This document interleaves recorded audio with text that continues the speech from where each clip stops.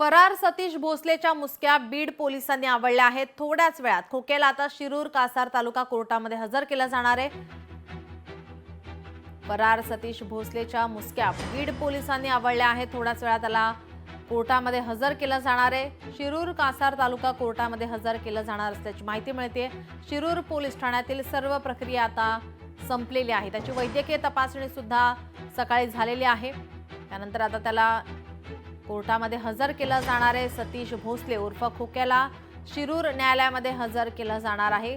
खोक्याची medical चाचणी पूर्ण झाली, यानंतर आता त्याला शिरूर कासार कोर्टात हजर केलं जाणार आहे। बीडमध्ये उच्छाद माजवणाऱ्या या सतीश भोसले उर्फ खोक्याला अखेर पोलिसांनी अटक केली। प्रयागराजवरून त्याला अटक करण्यात आली होती। त्याच्यावर 4 गुन्हे दाखल आहेत। या प्रकरणी आता कोर्टामध्ये सुनावणी पार पडणार आहे, तर पोलीस त्याचा ताबा मागण्याची शक्यता आहे।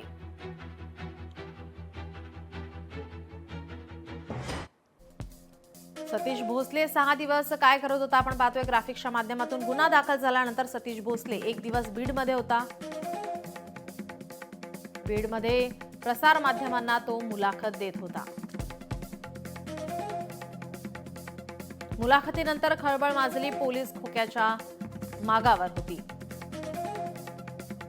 गुन्हा दाखल होताच खोक्या नगरला पळाला।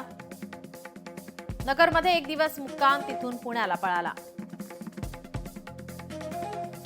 पुण्याहून पुन्हा नगर मार्गे संभाजीनगरला आला। संभाजीनगरवरून थेट जबलपूर मार्गे प्रयागराज त्याने गाठलं। प्रयागराजमध्ये 2 दिवस तो मुक्कामी होता। प्रयागराजमधून पोलिसांनी खोक्याच्या मुसक्या आवळल्या आहेत। प्रयागराजमधून मुंबई मार्गे खोक्याला संभाजीनगर आणि बीडला नेण्यात आलं। थोड्याच वेळात आता त्याला शिरूर कासार तालुका कोर्टामध्ये हजर केलं जाणार आहे। पोलीस त्याची कोठडी मागण्याची शक्यता आहे। शिरूर पोलीस ठाण्यातील सर्व प्रक्रिया आता संपलेली आहे। अगदी थोड्याच वेळात सतीश भोसले उर्फ खोक्याला शिरूर न्यायालयामध्ये हजर केलं जाणार आहे। आपले प्रतिनिधी हरिदास तावरे आपल्यासोबत फोन लाईन वरून जोडलेत। हरिदास, काय अधिकची माहिती? नक्कीच नीलमजी, या ठिकाणी सांगता येईल की सतीश भोसले उर्फ खोक्याला आता थोड्याच वेळात या ठिकाणी न्यायालयामध्ये हजर करण्यात येणार आहे। आणि शिरूर पोलीस ठाण्यामधली जी प्रक्रिया आता जी होती ती प्रक्रिया आता या ठिकाणी संपल्याचं पाहायला मिळत आहे। थोड्याच वेळामध्ये शिरूरचं जे न्यायालय आहे या ठिकाणी सतीश भोसलेला हजर करणार आहेत। विशेष म्हणजे सतीश भोसलेवर 4 जे गुन्हे आहेत या ठिकाणी दाखल आहेत। ढाकणे पिता पुत्राला जो मारहाण करण्याचा जो एक गुन्हा आहे त्याच्यावर NPDA अंतर्गतचा एक गुन्हा आहे। वन्यजीव संरक्षण कायद्या अंतर्गत वन विभागाने एक गुन्हा दाखल केलेला आहे।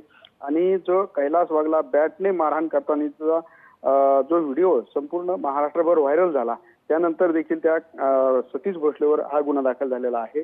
आणि विशेष म्हणजे याची जी न्यायालयीन प्रक्रिया आहे आता ही थोड्या वेळात पूर्ण होण्याची शक्यता आहे। आता थोड्या वेळातच इथून घेऊन जे पोलीस आहेत ती जे शिरूरचं न्यायालय आहे त्या ठिकाणी न्यायालयात हजर करणार आहेत।